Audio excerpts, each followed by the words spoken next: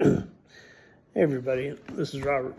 Ever told yourself a story that wasn't necessarily true, although you had told that story to yourself so long that it had become true for you?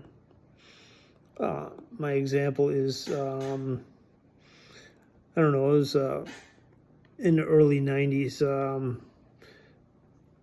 This speaker had said, "How many times a year do you get sick?"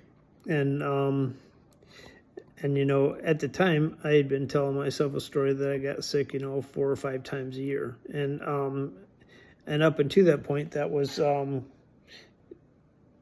kind of true for me. I would get sick 4 or 5 times a year, and so the question was I getting sick 4 or 5 times a year because I was telling myself I would get sick 4 or 5 times a year, or because that was just the law of averages, and everybody got sick 4 or 5 times a year.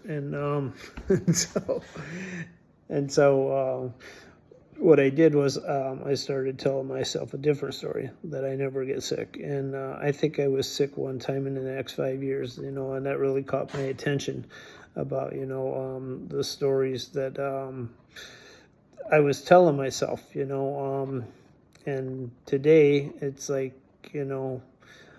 I'm more inclined to say, if you're going to tell yourself a story, tell yourself a self-empowered story rather than a disempowering story. And the reason I started this journey was to assist others in overcoming self-limiting beliefs. And part of that journey is overcoming, my own self-limiting beliefs. Anyway, that's all I have for today. Thank you.